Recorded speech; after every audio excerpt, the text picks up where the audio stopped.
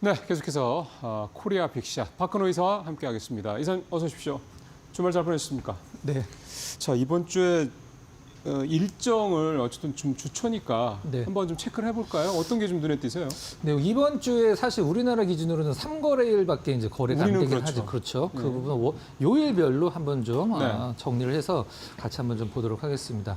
일단 오늘 월요일 같은 경우는 일단 중국은 휴장이죠. 단오절 이제 휴장이고 오늘 발표되는 게 이제 한국 수출입 동향이랑 미국 ISM 제조업 PMI 이제 구매 관리자 지수가 발표가 되는데 이건 이제 뭐 다들 아시겠지만 50 기준으로 위쪽이면 일단은 뭐 좋다라는 뜻이고 아래면은 이제 나쁘다는 뜻인데 지금까지는 사실은 계속 50 밑에예요. 네. 별로 안 좋죠. 네, 그렇죠. 지금은 이제 사실 실제적으로 발표되는 어떤 숫자보다 예상치 대비해서 이제 어느 정도 그렇죠. 나오느냐 네, 그게 일단 네. 시장에 반응을 주기 때문에 그 부분은 이제 염두에 두고 보시면 될 것 같고요.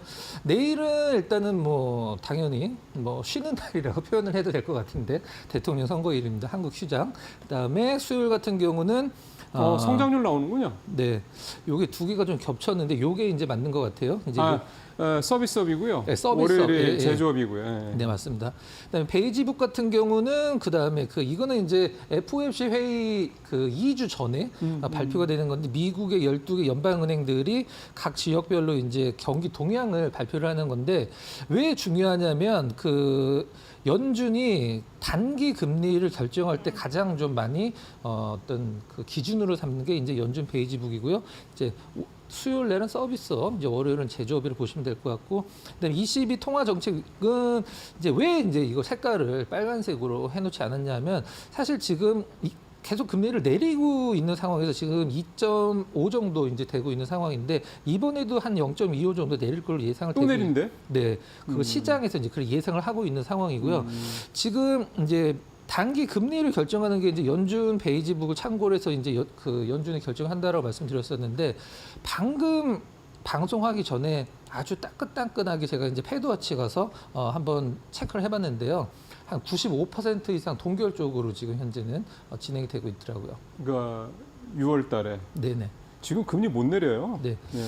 그리고 금요일 날은 역시 현충일 한국 휴장이고요. 네. 미국 고용 보고서 이게 상당히 중요한데 일단은 예.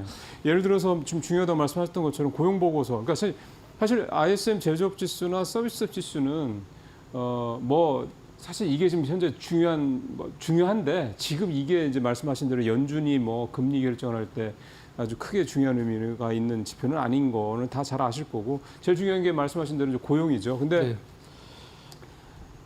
나쁘지 않거든요. 네, 그쵸. 지난주까지 주간 실업수당 청구 건수 봐도 조금 실업자가 늘어나긴 하는데 또 2주짜리 2주 이렇게 통계내는 실업자도 조금 늘었건데 연준이 금리를 내릴 정도의 그런 뭐 되게 쇼크한 그런 고용 상황이 아니어서 지금 인플레는 계속 네, 있고 이거 요일별로 중에 앵커께서는 가장 중요하다고 생각하시는 게 이거라고 보시는 거죠? 미국만 놓고 보면 그렇고요. 네. 저는 화요일날 대통령 선거 제일 중요하다고 보죠. 네. 정답입니다. 네. 그래서 지금 저희가 일정 쭉 보기는 했는데요. 사실은 지금 분위기가 여러분들 잘 아시는 것처럼 미장보다는 국장 쪽에 좀 관심들이 더 많이 몰려 있잖아요. 그래서 네네. 저는 이제 관심 있는 게 사실은 이건 이제 이사님 계시니까 여쭤보는 건데 이제 국장 기준으로 봤을 때 대통령 선거가 치러지고 아마 이날 화요일 날 밤이면은 사실상 거의 결론 날 거고 그럼 이제 수요일 날 장이 이제 대선 끝나고 나서 첫 네. 거래일이 되는 거잖아요. 그리고 그동안의 대선을 가지고 이제 주가가 올라왔었던 뭐 대표적인 게 뭐 정책 테마주들은 그렇다고 치고 그다음에 배당 관련돼서 뭐 그다음에 지주사주 그다음에 증권주 요런 금융주들 그런 어떤 상승 추세가 대선 이후에도 소위 말하는 세론이 나오지 않고 네. 그러니까 소문에 사고 뉴스에 팔라는 그런 게 되지 않고 계속해서 흐름이 좋을 것이냐. 저는 이 부분에 대한 걸 이사님한테 여쭤보고 싶었어요. 네. 그래서 저는 이걸 제일 중요하다고 생각했던 거거든요. 증권주만 본다라고 하면 사실 우리가 증권주를 보통 얘기할 때 시장이 올라가면 증권주는 무조건 간다라는 개념이 실적이 좋아진다고 생각하니까. 그렇죠. 그렇게 알고 있잖아요. 근데 이번에 시장이 나름대로 반등이 나오긴 했었습니다. 그거보다 증권주가 월등하게 그렇죠. 많이 간 이유는 그렇죠. 뭐 주까지 있어 3천 간다, 내지는 5천 간다라는 어떤 기대치를 포함한 테마주의 성격이 굉장히 강하기 때문에 저는 이 대선 후에 약간의 좀 조정을 염두에 두고 그다음에 실질적으로 우리나라 국가 자체의 어떤 밸류업이 된다라고 하면은 지수는 당연히 그렇죠. 올라가는 거니까 그렇죠. 그럼 거기서 중건주가 다시 한번 주인공으로 올라갈 수 있는 흐름이 나오지 않을까라는 생각을 하고 있고요. 사실 그 말씀을 듣고 싶었던 거예요. 그러니까 물론 이사님의 전망이 틀릴 수 있죠. 맞을 수도 있지만 틀릴 수도 있는 건데, 그러니까 이 증권주라는 종목을 섹터를 바라볼 때 물론 뭐 여러 가지 뭐 갖다 붙이기 나름인 거잖아요. 결과론적인 해석이니까. 그래서 가장 대표적으로 최근에 대선 관련해서 많이 올랐던 증권주를 과연 세론이 나타날 것이냐 안 나타날 것이냐 이걸 굉장히 궁금해하시는 분들이 많으실 것 같아서 그래서 여쭤본 건데 이사님은 세론 통계가 쪽 다 맞는 건 아니지만 네. 역대 대통령 선거 다음 일은 급락이 거의 80%가 나온 적이 있죠. 네. 그러면은 이제 그 동안에 결국 기대 때문에 올라갔던 것들이 네. 선거가 결론이 나면 누가 되냐에 관계없이 앞전에 5번 정도의 선거일을 보면 선거 투표일 다음 날, 그 우리나라 시간으로 수요일이 되겠죠. 네. 뭐 뉴스에 나올 정도로 거의 다 폭락이 굉장히 많이 나왔습니다. 네. 그동안은. 네. 그러니까요. 뚜껑을 열어봐야죠. 그러니까 이사님 판단은 그렇다. 오늘 지금 그 말씀을 듣고 싶었고요. 이제 다음 이슈로 넘어가면 반도체 얘기를 좀 사실 오늘 했으면 좋겠어요. 왜냐하면 제가 반도체 얘기를 여쭤보고 싶은 이유도 여기 물론 제목에는 이제 반도체 가격 상승했다 이제 이 제목이긴 한데 사실 제가 종목적으로 이사님한테 요거 여쭤보고 싶었던 건 그거예요. 아까 이제 증권전에 이렇게 대선 때문에 올라갔던 종목들이 섹터들이 있고 그럼 만약 그런 섹터들이 이제 만약에 이제 세론이 된다 예를 들면 그러면 분명히 그거를 타고 올라오는 또 새로운 섹터가 있을 텐데 저는 그중에 반도체가 있지 않을까 그런 기대가 좀 있어서 여쭤보려고 하는 건데 일단은 반도체 가격이 상승한다고 제목에도 좀 우리가 표시를 해놨는데 가격 상승 한번 보죠 어느 정도인지. 네, 내용 한번 잠깐 보면서 말씀드려보도록 하겠습니다. 좀 정리를 좀 해놨는데요. 8년 내 최대 상승폭, 고정거래 가격 27%, 2달 연속이라고 이제 보시면 될 것 같아요. 2달 이상 연속 20% 이상. 8년 내 최대 상승폭이니까 8년 전에도 이 정도 많이 올랐다는 뜻이잖아요. 그렇죠. 그때 이제 반도체 관련주들 보면은 삼성전자가 굉장히 잘 올라가고 있었던 걸 확인도 할 수가 있습니다. 그러게요. 2017년도 1월이죠. 네. 이 이후에 이제 2달 연속 20% 이상의 상승이 현재 나오고 있는 상황이고요. 낸드 플래시 가격도 5개월째 이제 상승 중이라는 점 체크를 하시고요.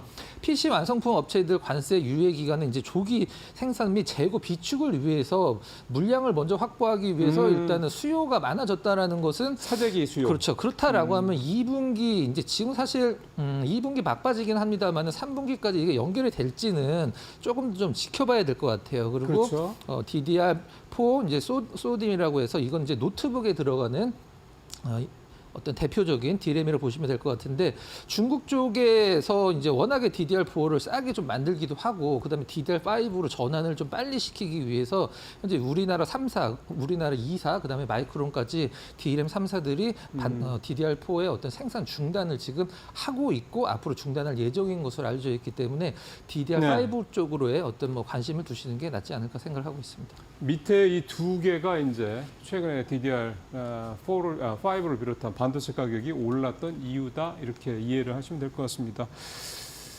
근데 반도체는 사실 추이를 좀 봐야 돼요. 네. 그래프 준비되시죠? 네, 한번 보도록 하겠습니다.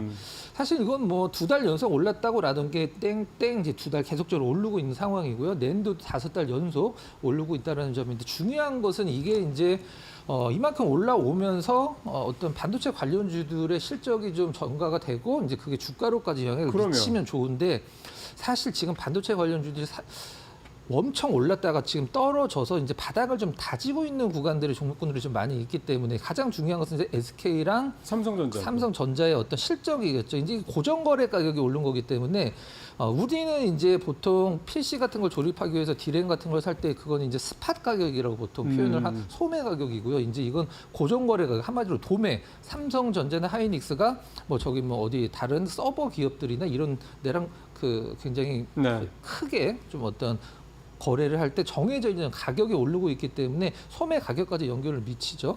일종의 이게 뭐 기준가니까 여기에다가 이제 마진을 더 붙이는 개념이니까 소매 쪽은. 그래서 중요한 게 삼성전자인데 왜냐하면 삼성전자를 좀 볼 수밖에 없는 게 이제 SK하이닉스는 사실은 뭐 저 DDR5나 이런 범용 반도체 쪽보다 이제는 HBM에서 매출도 그렇고 이익도 대부분 낸다고 봐야 되니까. 네, 맞습니다. 삼성전자를 중심으로 좀 보면 될 것 같아요. 하겠습니다. 이게 이제 파란색이 D램 가격입니다. 파란색이 디램 가격이고 빨간색이 삼성전자 주가예요. 자, 어떻게 앵커께서 보시기에는 좀 이게 커플링이 된다고 보시나요? 커플링이 될 때도 있고 안 될 때도 있는데 네. 지금 그러니까 과거에는 가격 그러니까 디램에 비해서 디램 가격에 비해서 여기 이걸 보시면 되죠. 이게 이제 2017, 8년 그때 이제 요 전 네. 단계 8년 전에 그때인데 삼성전자 주가에 비해서 디램 가격 그러니까 주가가 덜 올랐다는 얘기예요. 네. 그러다가 여기서 좀 디커플링이 좀 있다가 여기는 완벽하게 여기는 이제 디커플링이 지금 커플링인데 되면서, 네. 여기는 삼성전자 주가가 더 반영이 됐고 가격보다 그러다가 지금은 완전히 디커플링으로 가고 네. 있는. 그래서 이제 여기 바닥 이제 이게 떨어지는 구간은 어느 정도 커플링이 되는데 일단은 여기 올라오는 게 지금 분위기가 비슷해지네요. 그렇죠. 급격하게 올라오고 있는 부분이 삼성전자 주가에 아직 반영이 전혀 안 돼 있는 상황이기 때문에 요게 이제 좀 네. 뒤늦게 따라가더라도 맞춰주면 네. 보시면 그냥 횡보예요. 여기는 네. 이렇게 확 올랐잖아요. 이게 참 그렇죠. 그러니까 진짜 그럼 저거는 뭐라고 봐야 돼요? 삼성전자 주가를 뭐가 이렇게 발목을 잡고 있는 거예요? HBM? 저는 개인적으로는 지금 메모리보다도 삼성전자의 주가를 발목을 잡는 건 파운드리의 점유율이라고 생각을 하고 있거든요. 참 그거 어려운 얘기네요. 10년 전보다도 지금 삼성전자의 파운드리 점유율이 반으로 떨어져 있는 그렇죠. 상황이에요. 자, 저쪽에 이제 앵커 예. 제가 좀 뒤로 물러나서 보겠습니다. 쪽에서 이제 지금 하이닉스가 이제 지금 D램 점유율에서 36%, 그다음에 삼성전자가 34%, 이게 1분기 기준이거든요. 이게 HBM 때문에 그래요. 네. 그리고 이제 마이크로, 그다음에 나머지는 이제 기타라고 보시면 될 것 같은데 저는 저건 그렇다 치고 가장 이제 삼성전자가 돈을 많이 쓰고 그렇죠. 있는데 파운드리죠. 오히려 점유율이 떨어지고 있는 게 네. 바로 이 파운드리 분야라고 이제 생각을 하고 있는데 뭐 TSMC 당연하죠. 뭐 비교 대상은 아니니까. 이제 67%까지 올라갔네요. 67% 이것도 역시 이제 1분기 기준입니다. 지금 삼성전자 같은 경우 8%인데 여기서 가장 중요한 거는 10년 전에 10% 중반이었었어요. 예. 근데 지금 오히려 10% 지금 아래로 떨어져 있는 상황이고 중요한 건 이게 바로 중국이 요 따라 부분이죠. 올라오고 있다는 거죠. 중국이 지금 엄청나게 쫓아오고 있는 상황입니다. 한 내년 정도 되면 삼성전자는 어떤 큰 차이가 안 나지 않을까라는 생각을 하고 있는 삼성전자가 상황인데 이대로 계속해서 헛발질을 하고 있다 그러면. 네. 자 보시면 이거는 뭐 HBM 때문이라는 거 뭐 그렇게 이해를 하시면 될 것 같고요. 제 기억으로 50%대 중후반 정도였고 두 자릿수 조금 위였는데 그러니까 삼성전자가 계속 빠지고 TSMC는 계속 올라가고 이러는 상황이에요. 그러니까 삼성전자에서 점유율이 줄어드는 게 TSMC로도 가겠지만 아까 이사님 지적하신 대로 중국 쪽으로 넘어가는 게 더 걱정스러운 부분이라고 볼 수가 있겠고 저게 이제 앞서 우리가 봤었던 이 범용 반도체 DDR4, 뭐 5 이제 이런 쪽이라고 좀 봐야 되는 것 같고 이렇게 되면 참 삼성전자 주가 이게 참 어떻게 될지 모르는데 DDR5만 조금 더 한번 가 볼까요? 아까 이제 DDR4를 이제 거의 뭐 단종을 시키려고 하고 있는 상황이니까 DDR5 관련주를 저희가 이제 그러니까요. 반사이익을 볼 수 있어서 그 부분을 염두에 두시고 종목을 이제 사실 물론 이런 이슈 같은 걸 얘기를 할 때 결론을 짓는 건 사실 종목이거든요. 그럼요. 누가 제일 수혜를 많이 봐서 그렇죠. 주가가 오를 거냐 네. 그거잖아요. 그래서 볼까요? 이제 DDR5 쪽에서 가장 좀 수혜를 많이 받을 수 있는 종목을 제 기준입니다. 제 기준에서 당연하죠. 한 종목을 네. 좀 골라봤습니다. 네. 뭐 종목명은 TLB인데요. TLB? 물론 과거에는 뭐 한 2년, 3년 전에도 DDR5가 처음 이제 시장에서 막 개발을 하기 시작했을 때 TLB가 그렇게 시장에서 집중을 받지는 못했었는데 일단 이 기판 쪽 기업들이 우리나라에서 뭐 대덕이나 뭐 심텍이나 코리아 서키트 그다음에 뭐 TLB, 이수 이런 기업들을 봤을 때 이익단이 작년 대비해서 올해 올라올 수 있는 어떤 가능성과 실질적으로 근거가 있는 기업은 시장에서는 딱 두 종목을 꼽고 있는데요. 일단 TLB하고 이수 두 개지를 꼽고 이수 페타시스? 네, 이수 페타시스. 주가가 올라가고 내려가는 건 둘째 문제고 이제 작년 대비해서 올해 어떤 이익단이 올라갈 수 있는 기업은 TLB랑 기판 쪽에서 이수 페타시스를 보고 있는 상황인데요. 일단 TLB 종목 설명을 좀 잠깐 간단하게 드리면 메모리 반도체 인쇄회로 기판 생산 전문 기업. PCB 만드는 그렇죠, 회사다. PCB죠. 예. 그다음에 1분기 실적은 사실 그렇게 뭐 좋았다라고 하긴 힘들긴 합니다만 그래도 나빴다가 이제 좋아지려고 하는 약간 그 초기 구간 1쿼터에서 1분기에서 이제 실적 회복을 어떤 엿볼 수 있는 힌트가 좀 나왔고요. 그다음에 고부가 서브용 메모리 모듈 기판 공급 확대. DDR5 기판 매출이 현재 52%로 전체 매출에서 굉장히 높아지고 있는 상황이기 네. 때문에 DDR4의 단종, 그다음에 DDR5로의 전환에서 가장 좀 수혜를 받을 수 있는 네. 대표적인 종목 중에 하나로 보시면 될 것 같고요. 그다음에 평균 판매 가격은 계속적으로 이제 나중에 잠시 뒤에 그래프로 같이 네. 보실 텐데 올라가고 있는 상황이고요. 맨 밑에 이제 CXL, 소캠 우리가 굉장히 이게 그저 많이 들어봤던 엔비디아가 네, 그렇죠. 이제 소캠은 엔비디아 차세대 이제 서버용 그 D램 모듈이고요. 우리가 시장에서 가장 반도체 쪽에 테마를 크게 형성했었던 단어 두 개가 바로 이 그러게요. TLB가 가장 크게 연관성 있는 이게 기업이기 크네. 때문에 네, 예, 예. 그 부분들을 이제 계속적으로 체크를 하시면 될 것 같아요. 왜냐하면 이거는 계속 이쪽으로 간다는 얘기들이 나오고 엔비디아가 지금 CXL도 그렇고 소캠도 그렇고 이쪽으로 가고 있으면 사실은 현재 생태계에서 안 갈 네. 수가 없다는 얘기니까. 근데 소캠은 좀 약간 딜레이가 돼서 그 부분 모멘텀이 사라지긴 아, 했었습니다만 그래요? 향후의 모멘텀으로 충분히 작용을 예. 할 수 있는 상황이죠. TLB 한번 그 그림 네, 한번 볼까요? 다음 장 한번 차트? 보면서 좀 말씀드려보도록 할게요. 이거는 이제 제품의 매출 추이네. 네, 이제 그 DDR5가 가장 진한 파란색인데 그게 연도별로 계속적으로 지금 이게 증가폭이 크네요. 그렇죠. TLB 내에서 차지하는 어떤 매출 비중이 굉장히 커지고 있기 때문에 이 부분들이 이제 올해도 연결이 되고 이건 이제 작년 기준이고 올해 1분기 기준으로 그러겠죠. 이제 50%가 넘었고 이건 이제 아까 말씀드렸던 이제 ASP 평균 판매 단가인데 계속적으로 좀 상승을 하고 있는 흐름. 이게 상당히 중요한 부분이라고 근데 생각하고 그게 있습니다. 그 사재기 수요 때문에 그런 거 아니에요? 이거는 이제 연도별이거든요. 연도별. 이제 19년도, 20년도, 그러니까. 21년도 이거 계속적으로 올랐는데 네. 이제 올해 또 오를 거고 올랐을 거고. 근데 이게 좀 올해 같은 경우 좀 그런 부분들이 조금 더 있는 게 아닐까 생각이 들어서. 네. 다음 장 잠깐 보면서 네. 말씀을 좀 드려보도록 하겠습니다. 뭐 지금 당장 뭐 반도체 그다음에 뭐 DDR5 관련주를 우리가 관심을 가져야 된다 이게 아니라 DDR5 쪽에 시장이 관심이 쏠렸을 때는 이 종목을 보는 게 가장 낫다라는 개념으로 이제 보시면 될 것 같아요. 그렇죠. 일단 뭐 그 차트 내용은요. 서버용 D는 출하량 추임 이 전망인데 DDR5가 뭐 그 압도적이네요. TLB 내에서 그 리얼타임 상황입니다. 지금 DDR5가 DDR4 대비해서 엄청나게 지금 늘어나고 있고 뭐 당연한 부분이긴 합니다만 DDR4는 계속적으로 네. 좀 다운되고 있는 상황. 이것과 관련돼서 일단 뭐 모멘텀이 생긴다라고 하면 뭐 그러게요. 가장 큰 수혜를 받을 수 있는 기업은 TLB라고 생각하고 뭐 있습니다. DDR5가 거의 뭐 매출의 대부분을 차지한다고 봐도 되겠네요. 자, 차트 한번 볼까요? 네, 뭐 종합적으로 차트를 잠깐 보면서 느낌을 한번 좀 보도록 하겠습니다. 근데 이거는 일봉은 아니고요, 주봉인데요. 주봉으로도 아직 그러면은 확 올라오는 게 없네. 네, 작년 하반기에 사실 반도체 관련주들의 네. 이 흐름이 평균적인 흐름이라 보시면 될 것 같아요. 이거는 뭐 어떤 종목적으로 어떤 뭐 리스크가 있어서 떨어진 게 아니라 대부분의 종목군들은 이 정도 흐름을 보여주고 그러면 있는데 저 그림을 봐서는 하이닉스보다는 삼성전자 향이 더 강한 거라고 봐야 되는 거죠? 네, 그렇기도 합니다. 일단 지금 중간중간에 가장 크게 주봉상으로 올랐던 부분들이 있잖아요. 그러게요. 이런 부분들이 이제 CXL, 그다음에 소캠 관련주로 테마를 테마 탔을 때문에. 때 올라갔던 부분인데 지금 그것들의 거품이 좀 많이 빠졌기 때문에 가격적으로도 그러게요. 일단은 뭐 큰 어떤 리스키한 부분이 없고 그러니까 바닥은 일단 확인한 거는 확실하죠, 그죠? 제가 봤을 때는 바닥은 분명 나온 것 그리고 같습니다. 추세도 하단만 놓고 보더라도 추세가 올라가는 추세가 지금 뭔가 보이고 뭐 이평선 이런 것까지 보지 않더라도 근데 이제 올라갔다가 테마 때문에 올라갔다가 반쯤 꺾여서 온 상태고 근데 지금 이제 주봉상이니까 이게 네. 저기가 이제 꺾여 올라가는 이게 중요하네. 네, 일단 뭐 DDR5 관련돼서 계속적으로 매출이 증가함에도 불구하고 차트상으로는 거의 뭐 잠깐 뭐 맞아요. 상승해서 다시 제자리로 내려왔기 때문에 본격적인 상승은 아직 안 나온 그런 상황이라 다시 한번 말씀드립니다만 지금 당장 이걸 뭐 봐야 될 필요성은 없습니다. 하지만 DDR5, DDR4 단종으로 인해서 시장에서 분명 관심을 받을 때 이 종목을 한번 관심 종목에 좀 리스트업 해 놓으시고 보시면 될 것 같습니다. 그러게요.